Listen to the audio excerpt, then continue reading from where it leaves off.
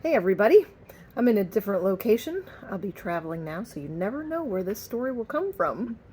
But we're on day 19, and I am going to read a story called The Rescue of Christmas, and it's by Josephine Cunnington Edwards.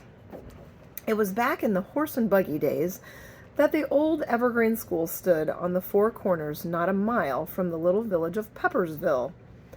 The school had two classrooms. Miss Vance taught the primary room, and Mr. Templin had the big upstairs room where the older students went to classes.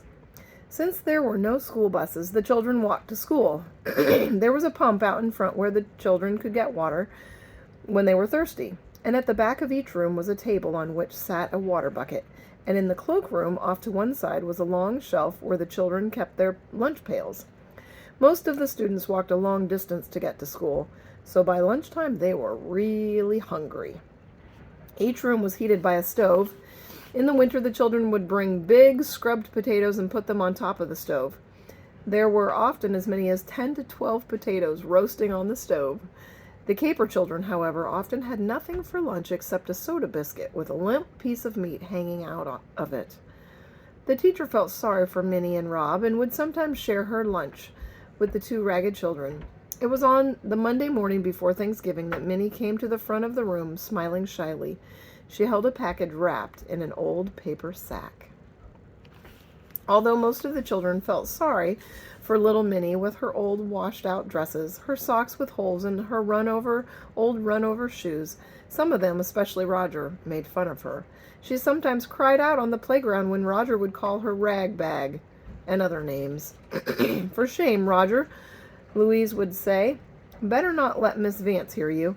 And after that, little Minnie stayed close to Louise on the playground.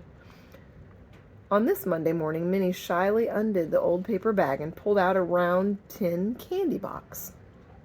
It had a colorful picture of a stagecoach with horses and a large house with holly wreaths and Christmas trees showing from the windows. Miss Vance," she said, almost in a whisper. "Mother was cleaning the attic and found this pretty box. She said I could bring it to you." Little Minnie heard the snicker from Roger's side of the room. The teacher heard it too, and she was determined that little Minnie would not be ridiculed. She knew that Roger was perfectly capable of whispering to the little girl, "You dummy," giving the teacher an old empty box. Putting her arm around the little girl, Miss Vance said in a kind voice, "Why, Minnie, this is just the thing I need to tell everyone what I have been thinking about. Put away your books, everyone, and listen to a story I have to tell you." Miss Vance laid the pretty box on the corner of her desk where everyone could see it. "Several times a week, the rag man goes past my house in the village," Miss Vance said, "and I can't help noticing his old horse. It's so thin and so weak I doubt whether it will live very long. The other day the man had such a heavy load on the cart that the wheels were all leaning outward. That poor horse, with sores on its back and a swollen leg, could hardly pull the heavy load. The ragman beat the poor old creature and shouted and yelled. A woman told the man he was wicked for treating the horse so badly. One man said he would report him. "First $10 anyone hands me will buy this old bag of bones," he shouted. "He's no good. That's the reason I beat his hide. He won't work." The room was quiet as Miss Vance paused and picked up Minnie's box. "Boys and girls, let's use this lovely box that Minnie gave me as a treasure chest. Let's buy the ragman's horse and give it a good Christmas. It may be the last Christmas of its life." Jonathan held up his hand. "I've heard about that man," he said. "He's mean. My father said that he was put in jail once for beating his own son. The boy had to be taken to the hospital." "I'm sure he can be very cruel," Miss Vance answered. "One look at his old horse told me that." "I'll bring some money," several of the children said at once. But Miss Vance said that they shouldn't burden their parents. Instead, we must earn the money ourselves and have enough to take care of the horse through the winter. We can make it our project. "If it lives," Jonathan said skeptically, "but I guess it's more likely to live if we take good care of it and let it rest." "That's what I think," the teacher said thoughtfully. "Do you think that we can fill this candy box full of money before Christmas?" A shout of approval greeted her words. "I'm sure there must be some farmer who will let the old horse live in his barn if we pay him board." Won't it be nice to give it just one happy Christmas? Little Minnie held up her hand. Let's name him Mr. Christmas, she said. Everyone agreed. Then they began to think of ways that they could earn money. I have popcorn I've raised. We can pop some and sell it here at school. I think the older kids will buy some, Louise suggested. Let's prepare a really good Thanksgiving program and take up a collection for Mr. Christmas, another child suggested. And let's have a sale here at the school and sell stuff we don't need anymore. My mom will give something. She was saying the other day she wished she knew what to do with a lot of stuff that's stored up in our attic, Perry said. The children decided to do everything that was suggested. They worked hard on the program and began bringing things to the school to sell. The whole corner next to the west windows was full. Each time someone put money into Minnie's treasure chest, the little girl beamed with joy. Doing good makes us happy, doesn't it? Miss Vance asked when they looked in the box one noon and found it half full of pennies and nickels. The children were excited about preparing for the best Thanksgiving program they had ever had. There was someone practicing at the piano or in the cloakroom before school, during recess, at lunchtime, and after school each day. Some of the children went and solicited items to sell, and Miss Vance began to wonder whether they would sell even half of the things they had collected. At last the big night came.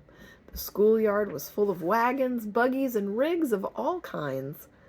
Little Minnie could not stay away from her box.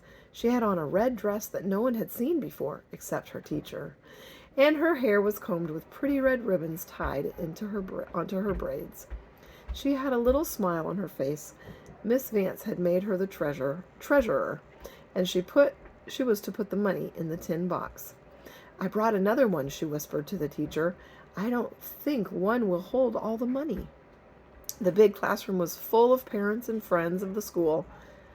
They proudly watched the program. There had never been a better one. Then came the sale, and there was a surprise, for the Mission Society of the town brought out pies and cakes and sold them by the piece. We want a hand in rescuing Mr. Christmas, the leader told Miss Vance with a smile.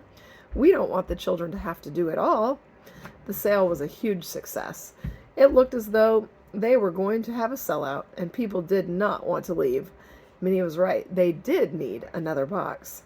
An old farmer stopped to talk to Miss Vance as he was going out the door.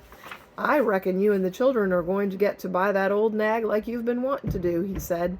Now, I'll offer you barn space, and when spring comes, it can live in my pasture.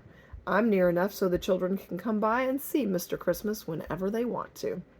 The children gladly accepted the offer, and they circled around the teacher's desk to see how much they had earned at the program. Little Minnie stood there watching proudly. Miss Vance, Jonathan said, his voice trembling with excitement, we have $142.16. Just think, boys and girls, Miss Vance said, her eyes gleaming with happiness. This is the last night Mr. Christmas will have to stay in that old tumbled-down Baxter barn. The next day, several of the big boys went along to get the horse. Because he was so weak, it took a long time to walk him to his new home. There were more children waiting at Mr. Pettibone's barn to welcome the poor creature.